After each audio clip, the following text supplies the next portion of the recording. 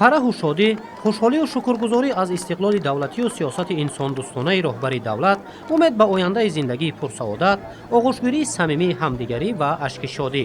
ин ҳама ҳангоми озодшавии маҳбусон аз муассисаи ислоҳии 3 касрчори сароясати иҷрои ҷазои ҷиноятии Вазорати адлияи Ҷумҳурии Тоҷикистон дида мешуд. 780 нафар одамон баромадан ба ҳамин хотир мо бисёр хурсанд ҳастем. мо хоҳони он ҳастем ки дигар ин кора такрор накунад. ҷаноби оли миннатдорем. ҳазору ҳамар ташаккур зиёд. ҳазору ҳамар. Як хатоги накунад.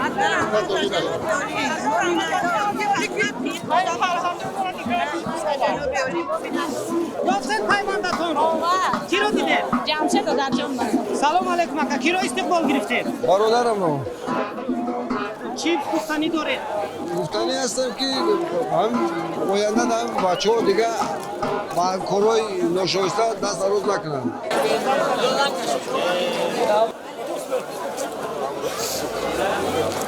дар асоси принсипҳои башардӯстӣ ғамхорӣ ба оила ва кӯдакону наврасон маҳкумшудагоне озод шуданд ки барои содир намудани ҷиноятҳои начандон вазнин дараҷаи миёна ва вазнин аз озодӣ маҳрум карда шуда дар муассисаҳои ислоҳӣ адои ҷазо менамуданд.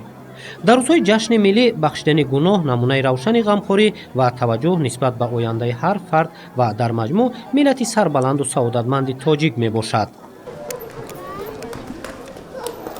пеш падар модар мера аз самими дил падарам бахшӣ мепурсем ки мо қадар вақт хамшон дидем сарсони саргардоншон кардем. ҷаноби олӣ падари бузургвори мо фарзанди падари мора дар ҳамин рӯзи наврӯз хирсанд кард, падару модари мора хирсанд кард.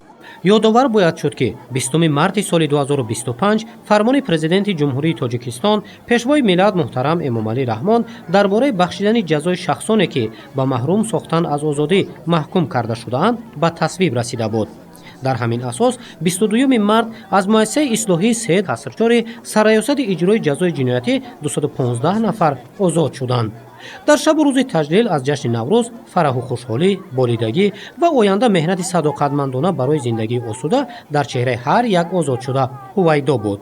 санаи озодшавии мо ба рӯзи иди наврӯз мутобиқ омад. моро боз душан ҳидоят мекунад ки он тасмиме ки ҷаноби олӣ гирифтанд ва моро барои озодӣ ноил гардониданд, мо ҳаётро аз сари нав, аз сархати нав оғоз мекунем ва барои давлату миллат ва халқи худ хизмат мекунем. аз номи худмон аз номи ҳамаи маҳкумшудагоне ки ҳозир ба мо озодӣ муяссар гардидааст раҳмату сипоси беҳад канор мегӯем ба муҳтарам ҷаноби олӣ пешвои муаззами миллат Эмомалӣ Раҳмон ки нисбати мо маҳкумшудагон ғамхорӣ карданд. сипосгузорем ки ҳамин рӯзҳоро ба мо насиб гардиду ҳамин озод шудем. кӯшиш мекунем ки ба хатогиҳо роҳ натиҳем, аз пайи зиндагии озоду осоиштаи ҳалол бишавем. бахшидани гуноҳ аз муҳимтарин хислатҳои накӯи инсонӣ маҳсуб меёбад ва ин иқдоми пешвои миллат муҳтарам Эмомалӣ Раҳмон намунаи асосии раиятпарварию инсондӯстӣ мебошад. наздикону пайвандони озодшудагон бо шукргузорӣ аз сиёсати инсондӯстонаи ҳукумати ҷумҳурии Тоҷикистон ба роҳбари давлат изҳори сипосу миннатдорӣ мекунанд. ин тадбири муҳим дар фасли шукуфтану рӯиданҳо ҳар як маҳкумшударо барои хулосаи дуруст баровардану дар муттаҳидӣ бо пайвандон бо риояи бечунучарои талаботи қонунгузорӣ зиндагӣ кардан водор намудааст. хушҳолем, хушбахтем, падарамон, модарамон, ҳама аҳли оиламон миннатдории худшо бепоёна ба ҷаноби олӣ мерасонанд. мо ҳамаи ҷавонора тавсия метем ки хато накунанд, ба раҳи рост бираванд. ҷаноби олӣ ки ёшишона ба назар гирифта имрӯз вора бахшид ва оянда дар раҳи рост бошанд. аввалш ба ҷаноби олӣ раҳмати калон барое ки дар ин наврӯзӣ, дар ин рӯзи хурсандӣ соли нав ҳамаи модарора падарора хурсанд кард, мана ин бачаҳоро озод кард ва ёро дар инҷа тарбия карданд. оянда бояд баъди инҷа биромадан ва ё бояд ин корҳоро такрор накунанд. фарзанди миллат шукрона карданаш дар кор ҷаноби олида ки ҳамин хел мо роҳбар ки одила ҳаминҳоро ҳамаша ба инобат гирифта имрӯз ҳамаи халқи тоҷика хурсандида расон. طبق فرمان پرزیدنت جمهوری تاجیکستان بخشیده به جشن بین المللی نوروز و در اساس پرینسیپ انسان دوستی 897 نفر از ادای منبعد جزا آزاد کرده شدند. تطبیق شدن فرمان در ادامه تدبیرهای حکومت کشور جهت حمایت حقوق و آزادی‌های شهروندان و فراهم آوردن امکانیت برای بازگشت به زندگی خوب و آسوده، فرح و امید به بهبودی را در نهاد هر یک شهروند افزون گردانیده است. بسیار خرسند هستیم. میخواهیم تیزتر هر چی با پیش اهل بیت خودمون بریم. علاقه ما اصلاح شدگی هستیم. زندگی از پیشتر است خوبتر می شود. تصور کنید چقدر خرسند هستیم که ما پیش فرزند میریم در کارهای نیکی جمعیت اشتراک میکنیم. ما بخواهیم که دوی ما آزاد باشیم، باید مطیع قانون باشیم، یعنی قانون همه وقت اطاعت کنیم. در اساس تدبیرهای انساندوستانه، غمخوری و توجه دائمی نسبت به عائله، جوانان و فرزندان باری دیگر به این نفران برای بازگشت به زندگی خوب، مهنت صداقتمندانه، رعایت طلبات قانونگذاری و آسوده زیستن امکانیت داده شد. با درک مهمیت این مسئله در دایره چهارچوبه طلبات قانونگذاری فعالیت کردن و زندگی پرفرح داشتن باید هدف من بعد هر یک آزاد شده قرار گیرد، زیرا بخشیدن گناه بهترین امکانیت برای در دولت صاحب استقلال آسوده زیستن است. در روز دوم عملیشوی فرمان پرزیدنت جمهوری تاجیکستان درباره بخشش جزای شخصانی که به محروم ساختن از آزادی محکوم شدند از مؤسسه‌های اصلاحی جمهوری باز 697 نفر از جمله 34 نفر زن، 663 نفر مرد که از این 3 نفر نابالغ میباشند آزاد کرده شدند. در این روز تنها از مؤسسه اصلاحی 3 کسر 6 نظام عمومی ناحیه یاوان 181 نفر دیگر به آزادی برآمدند و با پدر و مادر، برادر و خواهر و زن و فرزندان خود پیوستند. سابق محبوس‌ها و نزدیکان و پیوندان آنها از عملیشوی این تشبس رعایت پرورانه به پرزیدنت جمهوری تاجیکستان محترم امامعلی رحمان منتداری به پایان اظهار نمودند. از اینجا برادر ما هم آزاد شدند. خیلی خرسند هستیم در این روز نوروزی از جناب عالی که در این اینقدر مادرها را خرسند کردند، اینقدر برادرها ما خرسندی ما حد و کنار ندارد. باید گفت که این گروه محکوم شدگان در اساس تدبیرهای انسان دوستانه، غمخوری و توجه دائمی نسبت به عائله، مردان سرابان عائله و زنان و دختران، اینچنین جوانان و کودکان و نورسان از جانب پرزیدنت جمهوری تاجیکستان پیشوای ملت محترم امامعلی رحمان در روزهای تجلیل از جشن بین المللی نوروز بخشیده شده از ادای من بعد جزا آزاد کرده شدند. واقعا هم بخشش جزای محکوم شدگان نمونه برجسته انسان دوستی و مهر و محبت پیشوای ملت نسبت به خلق خویش می باشد. رحمت به جناب علی، به حد خرسانه که با پیش زن فرزنده میریم. از او رحمت به جناب علی. مینا دوریم برای پیشوای ملت که ما اصلا او را رها کردم، نه اومده سیم پیش پدران مادرمون برمیگردیم. این اقدام در اساس ماده 69 کنستیتوسیا و با تکیه به پرینسیپ‌های انسان دوستی عملی شده است و با آنها امکانیت نو فراهم آورده امید بازگشت به زندگی سالم و سازنده را در قلب آنها بیدار می‌سازد. در مجموع در نتیجه عملی شوی این سند جزای 897 نفر محکوم شدگان از تمام مؤسسه‌های اصلاحی مملکت بخشیده شد. بخشش گناه محکوم شدگان در روزهای تجلیل از جشن جهانی نوروز از جانب پرزیدنت جمهوری تاجیکستان پیشوای ملت محترم امامعلی رحمان شادی و نشاط در خاندان 897 نفر محکوم شده که در اساس فرمان پرزیدنت جمهوری تاجیکستان از مؤسسه‌های اصلاحی به آزادی می‌برآیند. بخشش گناه محبوسان ادامه منطقی ابتکارات انسان دوستانه سرور دولت محترم امامعلی رحمان محسوب شده برای اشخاص مجرم امکان فراهم می‌آورد که به حیات آسایشته برگردند، در جمعیت مقام خود را یابند، اصلاح شده راه درست زندگی را پیشه کنند و به قدر آرامی و آسایشتگی تاجیکستان صاحب استقلال رسند. ابتکارات انسان دوستانه پیشوای ملت بخشش گناه محکوم شدگان در جامعه هم‌آوازی بیشتر را به وجود آورده در همین زمینه از مؤسسه اصلاحی نظامش پرزور 3 کسر 5 سرریاست اجرای جزای جنایتی وزارت عدلیه واقع در شهر خوجند 166 نفر از ادای من بعد جزا آزاد شدند. پدر و مادران، همسر و فرزندان و دیگر اقربای افراد محکوم شده با سپاسگزاری و شادی و نشاطی به اندازه به استقبال نزدیکان خود آمدند. من از جناب عالی منتداری خود بیان میکنم که با ما مهربانی پدرانی خود را دریغ نداشتن. همین دادرم 4 سال میشد که در همین جا ادای جزا میکرد.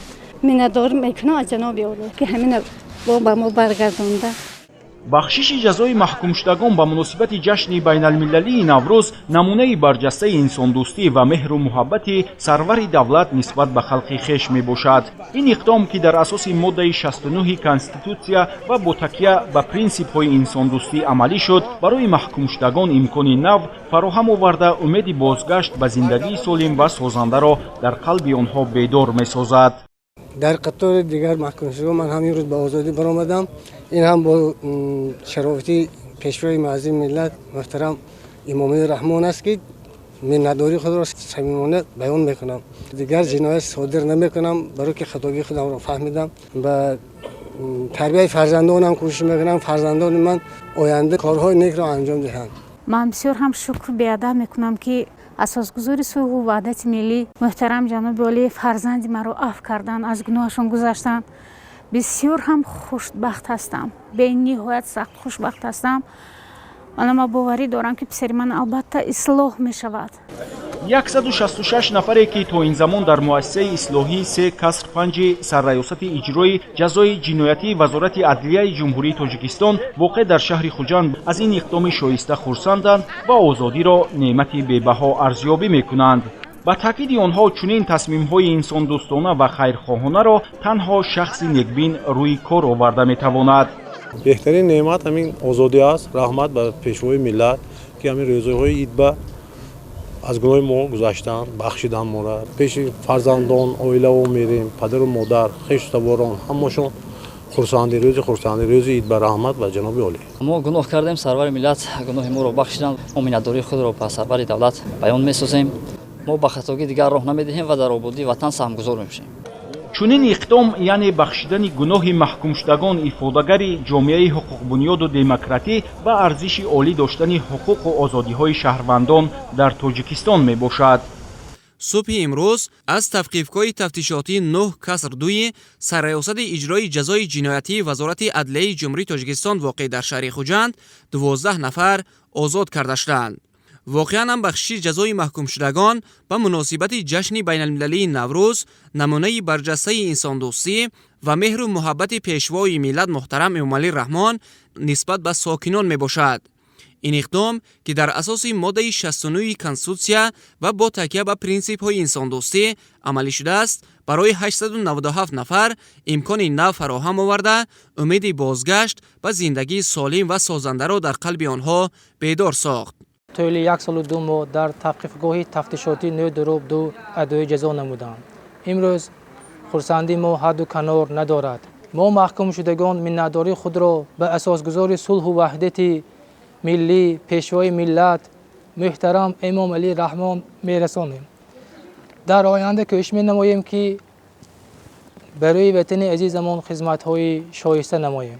در نزد توقیفگاه تفتیشاتی 9 کسر 2 سرریاست اجرای جزای جنایتی وزارت عدلیه جمهوری تاجیکستان واقع در شهر خوجند محکوم شدگانی که به آزادی برآمدند از جانب پیوندانشان استقبال کرده شدند. مورد ذکر است که پیشوای ملت با درک عمیق مسئولیت و احساس بلند انسانی پیوسته برای تامین عدالت، حمایت حقوق‌های انسان و فراهم آوردن شرایط مساعد برای زندگی شایسته هر شهروند اقدام‌های نیک را عملی می‌سازند. به نهایت خرسند هستیم که در این روز عید نوروز گناه چند نفر عفو کرده شد. دادرم به آزادی برآمد، رحمت به پیشوای ملت به همین قدر دستگیری امروز حقیقتا نوروز ما نوروز شد. امروز به نهایت خرسند هستم که به عید نوروز فرزند عزیز من به آزادی برآمد. منتداری خودم را به پیشوای ملت محترم امامعلی رحمان میرسانم که فرزند عزیزم را عفو نمودم. من میخواهم که فرزند من به خلق وطن خودم سه خودش را گذارد و من هیجان آور شده است که فرزند عزیزم را دیده سادم به خانه بر میگردانم. محکوم شدگان و نزدیکان و پیوندانشان با قناعتمندی از غمخواری نوبتی سروری دولت ایثار امید و باوری نمودند که این نفرانی از مؤسسه‌های اصلاحی آزاد گردیده نسبت به تقدیر آینده خویش خلاصه‌های درست می‌برند. واقعا بخشش جزای محکوم شدگان با مناسبت جشن بین المللی نوروز نمونه برجسته انسان دوستی و مهر و محبت پیشوای ملت نسبت به خلق خویش می باشد. این اقدام که در اساس ماده 69 کنستیتوسیا و با تکیه به پرینسیپ های انسان دوستی عملی شده است، برای نفران امکان نو فراهم آورده امید بازگشت به زندگی سالم و سازنده را در قلب آنها بیدار می سازد. ما محکوم شده قاسم منشیر نمازویش منتداری خود ما به اساسگذار صلح و وحدت ملی پیشوای ملت محترم امامعلی رحمان میرسانم که ما محکوم شدگان را به آزادی به نزد زن فرزند و پدر و مادرمان روان کرده است. منتدارم هر خطایی کردم اصلاح شده. من سفرخانده جهانگیر میناداری خودم را به اساس‌گذاری صلح و وحدت پیشوای معظم ملت محترم امامعلی رحمان میرسونم که ما محکوم شده رو خیلی دستگیری کرد. صدقاً پشیمون هستیم از کاری کردگیمون. اساس‌گذاری صلح و وحدت پیشوای معظم ملت محترم امامعلی رحمان رو رحمت میگویم که ما چنین جوانان رو دستگیری کرد. سعید رجب‌علی اسرائیلویچ شکرانه همین دولتمون شکرانه اساس‌گذاری صلح و وحدت ملی پیشوای ملت حضرت جمهوری تاجیکستان میکنم که برای ما محکوم شدگان همین چیزا تقدیم کرده.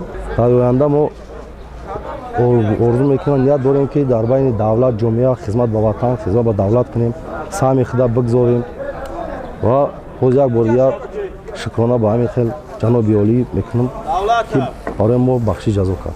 همکنون از مؤسسه اصلاحی سه دروپ حدود 41 نفر محکوم شدگان آزاد کرده شدند. نزدیکان و پیوندان محبوسان اظهار امید و باوری نمودند که آنها که طبق فرمان از جای ادای جزا جواب داده میشوند خلاصه درست میبرارند و من بعد برای راست میروند. پدر و مادران خویش و نزدیکان محکوم شدگان که برای استقبال فرزندان خویش آمده بودند از اقدام شایسته رهبری مملکت اظهار منتداری نمودند. من عبدالحق و سلامت آموزگاری مکتب اینترنت رقم 1 پاگاریزی ما را از همین درون زنگ زدم. من که مادر هستم تا حاضر خود را وای کرده نمیتونم. پیش از همه منتداری خود را به پیشوای ملت جناب عالی امامعلی رحمان میرسونم. تشکر زیاد که در همین عید نوروز در ماه شریف بزرگ آه دلی مادران را شنید و ما 100 بار منتداریم از پیشوای ملت خود. منتداری خود را شخصا از نام خودم از نام تمام مادران روی دنیا و پیشوای ملت میرسونم که ما مادران را بی نصیب نکرد و در این عید بزرگ خرسند کرد. یک جهان سپاسگزارم. باید تاکید نمود که چنین اقدام افادهگر جامعه حقوق بنیاد و دموکراسی و ارزش عالی داشتن حقوق و آزادی های شهروندان در مملکت می باشد.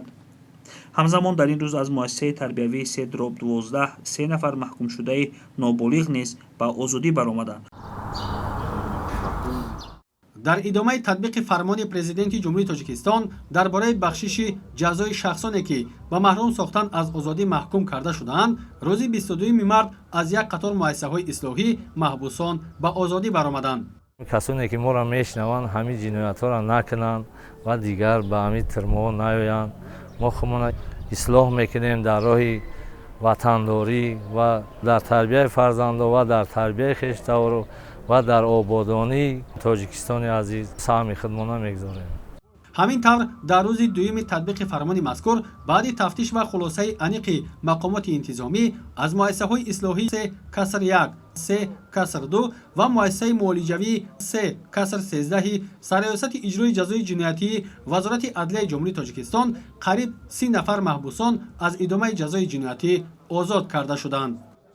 ما خطاگی‌هایی کردیم که قابل بخشش نبود، ولی جناب عالی از مهربانی خود ما را بخشیدن.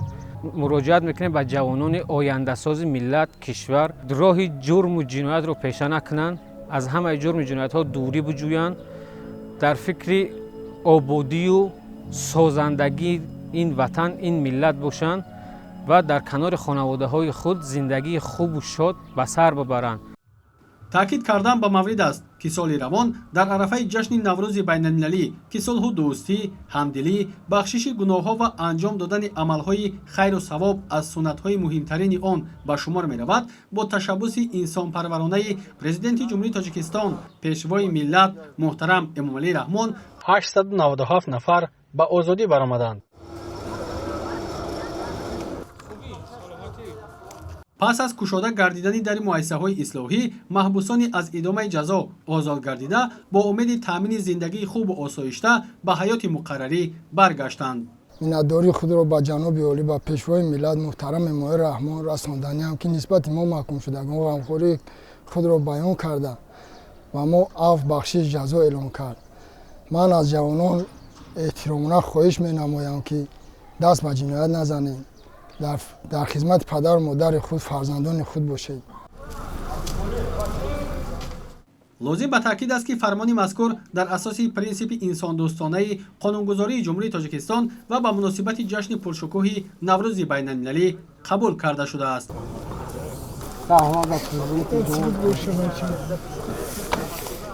از آن خرسندیم که برادر ما дар баробари 897 нафари бахшуда шуданд дохил шуда будааст. хурсандем ва дар ин баҳори наврӯзи аҷам ин беҳтарин тӯҳфа ба аҳлу оилаву ба хешу табори мо ба ҳисоб меравад. онҳо бо хушнудӣ иброз доштанд ки бо кору фаъолият ва меҳнати аҳлона дар фазои озод ва сулҳу осоиштагии кишвар зиндагиашонро беҳтар намуда баҳри ҳифзи сулҳу субот ва рушду пешрафти тоҷикистони азиз саҳми арзишманд мегузоранд. шумораи аз идомаи адои ҷазо озод шудани маҳкумшудагон аз муассисаи муолиҷавии рақами 3 каср 13 сарраёсати иҷрои ҷазои ҷиноятии вазорати адлияи ҷумҳурии тоҷикистон ки 15 нафарро ташкил медод, дар чеҳраи ҳар яки онҳо табассум мушоҳида мешуд. ин иқдом ки дар асоси моддаи 69 конститутсия ва бо такя ба принсипҳои инсондӯстӣ амалӣ шудааст, барои 897 нафар пешбинӣ гардида, умеди зиндагии солиму шоисаро дар қалби ҳар яки онҳо бедор месозад. фароҳам овардани шароити мусоид барои баргаштани шумораи зиёди шаҳрвандон ба ҳаёти мӯътадил ва ислоҳ шудани онҳо, тарбия намудани онҳо дар рӯҳияи эҳтиром ба қонун, муҳаббат ба ватан, шинохти арзишҳои милливу умумибашарӣ аз ҳадафҳои фармони президенти кишвар дар бораи бахшиши ҷазои шахсоне ки ба маҳрум сохтан аз озодӣ маҳкум карда шуданд ба ҳисоб меравад. дар рӯзи дуюми татбиқи фармони мазкур 697 нафар озод гардида, аз ин теъдод 34 нафарашонро занон ташкил медиҳанд. ин қишри ҷомеа ки аз шаҳди иқдоми наврӯзӣ расидан ба озодии ком ширин намуданд, дар муассисаи ислоҳии 3 каср 8 сарраёсати иҷрои ҷазои ҷиноятии вазорати адлияи ҷумҳурии тоҷикистон воқеъ дар шаҳри норак адои ҷазо менамуданд. дар натиҷаи бахшиши ҷазо дар давоми 2 рӯз аз ин муассисаи ислоҳӣ 87 нафар занон озод гардида ба зиндагии мустақили маъмулӣ баргаштанд. Я Матлуба Абдурахманова нахожусь здесь, выхожу сегодня в этот праздник, в прекрасный день Навруза. Благодаря тому, что у меня был большой срок, это 6 лет, я сидела здесь более 2 лет. Хочется что сказать? Мы должны быть в семье, при детях, при своих внуках. Но на сегодняшний день спасибо президенту, отцу нации, что он нас простил и, конечно же, нам дал свободу. бахшидани гуноҳ ва ё афв рамзи гӯёи амалишавии принсипи инсондӯстӣ ба шумор меравад. рӯйдаст гирифтани ин иқдом аз хислатҳои башардӯстонаи пешвои миллат муҳтарам Эмомалӣ Раҳмон шаҳодат дода, боиси хушҳоливу дилгармии садҳо нафар ба ояндаи дурахшон гардид. мо ба корҳои кардагимон пушаймонем, ислоҳ шидем. ҷои занҳо инҷа ба нест.